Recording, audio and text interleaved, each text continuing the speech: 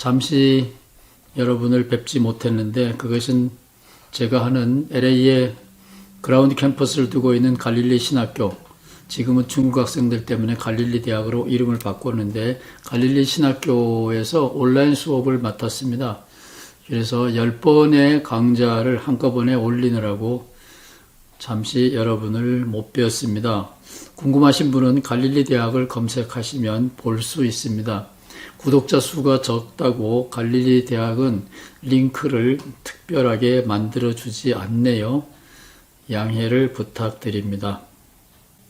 오늘은 참새 예수 복음, 예수님이 우리에게 무슨 좋은 소식을 주는가, 이것을 여러분과 함께 나누어 보는 처음 시간입니다. 예수님의 말씀을 먼저 읽어 보겠습니다. 마가복음, 사람이 만일 온 천하를 얻고도 제 목숨을 잃으면 무엇이 유익하리요? 사람이 무엇을 주고 제 목숨을 바꾸겠느냐? 예, 지금 우리 코로나 계절에 내 목숨 하나가 얼마나 소중한지를 절감하고 있습니다. 내 목숨 아무것도 아니야. 예, 위기가 닥쳐오지 않을 때는 그런 말을 쉽게 할 수 있지만 이 위기 시절에는 그런 말을 우리가 함부로 할 수 없지요. 마가복음 10장 51절, 예수께서 일러 가라사대 내가 무엇을 하여 주기를 원하느냐? 소경이 가르되 선생이며 보기를 원하나이다. 참 멋있는 질문이죠. 무엇을 하여 주기를 원하느냐? 예수님이 우리를 만나시면 너 이거 해 저거 해 명령하시기 전에 우리를 눈여겨 관찰하시고 내가 어떻게 너를 도와줄 수 있겠느냐? 네가 원하는 거를 먼저 말해봐라. 예수님은 이런 말씀을 하십니다. 얼마나 원더풀 휴먼 빙 사람입니까? 제가 예수를 그래서 좋아하지요. 예수님의 매력은 아까 읽어드린 대로 예수님의 매력은 우리에게 물어보시는 거고 우리에게 내 목숨 하나가 온 세상보다 더 소중하다는 이 이기적인 기본적인 존재의 원리, 예수님도 그것을 아십니다. 부처님처럼 인생 다 헛거야, 허무주의자도 아니고 누구처럼 공동체가 최고야, 공동체가 최고야, 대를 위하여 소를 희생해야 돼, 뭐 이런 뻥튀기도 아니고 네 목숨 하나가 온 천하보다도 소중하다. 코로나 계절에 실감하고 있는 주제죠. 예수님께서 이거를 인정해 주십니다. 생명, 내 생명 하나가 온 세상을 주고 바꿀 만큼 소중하다. 그런데 예수님이 우리에게 물어보시는 거예요. 네 소원이 뭐냐? 내가 뭘 해주면 좋겠냐? 물론 예수님은 만병통치약이 아니기 때문에 예수님이 우리를 도와줄 수 있는 게 있고 도와줄 수 없는 게 있어요. 그래서 참새 예수 복음이 필요한 겁니다. 아무거나 예수님이 우리의 소원을 다 들어준다. 그거를 금나와라 뚝딱 복독방맹이 하나님이라 그러는데 예수님은 그런 분은 아니에요. 오해가 없기를 바랍니다. 우리 소원을 물어보십니다. 그런데 그 예수님이 사람들에게 굉장히 매력적이었을 것 같지요. 왕창 실패했습니다. 왕창. 베드로가 예수님에게 뭐라 그러냐면 예수님이 세상을 떠날 지경인데 베드로가 우리가 예수님을 위해서 처자식도 버리고 집도 버리고 부모 형제도 버리고 직업도 버리고 다 버렸는데 예수님 이제 눈치가 수상해서 어디 딴 세상으로 가실 모양인데 우리는 얻는 게 뭐지요? 예수님을 3년 따라다니고 베드로가 예수님에게 하는 말이 그거예요. 뭘 얻었습니까? 다 버렸는데. 그러다가 베드로는 예수님이 처형장으로 끌려가는 그때에 나는 모른다. 맹세코 모른다. 이렇게 저주하며 자기 스승을 부정했죠. 불쌍한 예수님이십니다. 불쌍한 예수님이세요. 요한복음에 보면 예수님이 3년간 목회를 하셨는데 빌립이라는 제자가 도대체 당신이 누구요? 당신이 말하는 그 아버지를 우리에게 좀 보여주면 내가 믿겠소. 예수님이 그러죠. 아니, 내가 그렇게 많이 보여줬는데 아직도 못 믿겠느냐? 내가 하는 일을 봐라. 내 피를 봐라가 아니에요. 내 밥 먹는 솜씨를 봐라가 아니에요. 내가 하는 일을 봐라. 내가 누군지 모르겠느냐? 예, 제자들은 예수님을 이해를 못했습니다. 자, 매력이 넘치는 예수님, 인간 생명이 소중하다는 것을 우리처럼 아시는 예수님, 왕창 실패하신 예수님. 그래서 매력이 있고요. 죄송합니다. 성공했으면 저는 예수님 상대 아니에요. 성공한 사람들 이 세상에 너무 많아요. 부러운 사람들 너무 많아요.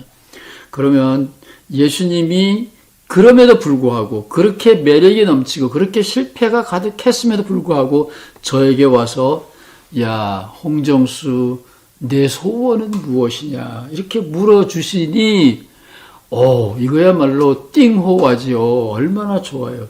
그래서 저는 예수님과 동행한답니다. 예수님은 무슨 낙으로 사셨느냐? 예수님은 나는 이런 낙으로 살았다. 그 예수님의 낙을 제가 물려받고 이어가려고 해요. 그래서 통하는 겁니다. 삶의 낙을 어떻게 설정하느냐? 삶의 즐거움을 어떻게 설정하느냐? 삶의 보람을 어디서 찾을 것이냐? 삶의 명분을 어디서 찾을 것이냐? 제가 두루 살펴보니까 삶의 재미는 낙은 세 가지예요. 즉흥적으로 효과가 오는 재미. 최고죠. 시간차로 열매가 열리는 보람. 자, 지금 가을이라 열심히 씨 뿌려 가꾼 사람은 홍수의 피해가 없었다면 결실이 있을 거예요. 그런 거를 보람이라 그러죠. 자식 농사 잘 되면 후에 보람을 느끼죠. 시간차가 없는 것 재미, 시간차를 두고 결실이 있는 보람. 이것도 저것도 아닌 것이 명분이에요. 유교에서 말하는 천명, 기독교에서 말하는 소명. 예수님은 요것도 조금 즉시 병이 고쳐집니다. 일어나! 그러니까 안진뱅이가 일어났어요. 눈 떠! 눈이 열렸어요. 재미도 봤고 예수님은 보람도 덜어 느꼈어요. 10명의 문둥이 중에 1명의 문둥이는 돌아와서 감사드렸죠. 11조는 건졌습니다. 한 사람은 돌아와서 감사를 드렸어요. 그러니까 예수님이 제자들은 예수님에게 감사하지 않았지만 더러 감사의 인사를 받았어요. 그 인사를 받는다라는 게 아니라 사람이 됐다라고 하고 싶은 사람을 예수님은 가끔씩 만나봤어요. 겉만 치료한 것이 아니라 속도 치료되는 경우를 예수님은 가끔씩 봤어요. 저도 열심히 학교에서 강의하고 교회에서 목회하고 신학 공부하면서 더러 학생들이 반응이 있어요. 생각하는 신앙이 옳습니다. 이렇게 반응이 있어요. 저는 얼마나 보람을 느끼는지 모릅니다.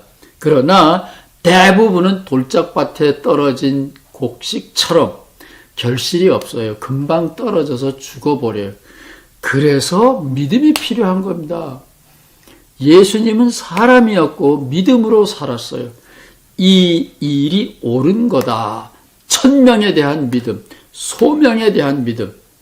하나님이 나를 구원하러 오실 것이다. 그런 믿음이 아니라 일을 하는 믿음, 선택하는 믿음, 여러 개의 길 중에서 선택하고 그 길을 가는 믿음, 실행에 옮길 때 선택하고 선택하면 끊임없이 반추하면서 그 길을 계속 가는 명분에 대한 자각, 신념, 그런 믿음이 있었어요. 그래서 갈라디아서하고 로마서 3장에 보면 학자들은 알아요. 예수님의 믿음을 계승해야 우리가 구원받는다. 예수를 믿는다라는 것은 예수님이 우리의 죄를 대신했다라는 것을 믿는 게 아니라 예수님이 가졌던 믿음을 우리도 갖는 거를 예수 믿는다라고 말한다. 근데 번역을 애매하게 해가지고 예수의 믿음이라는 걸 지우고 예수를 믿는다 이렇게 고쳐놨죠. 장사하려고. 예, 장사 많이 해보라 그랬어요. 저는 이제 바꿉니다. 인생이 살아가는 낙이 세 가지가 있는데 재미, 보람, 명분. 예수님의 재미, 예수님의 보람, 예수님의 명분으로 예수님의 삼락을 내 인생 삼락으로 삼고 가면 그게 구원의 길이다.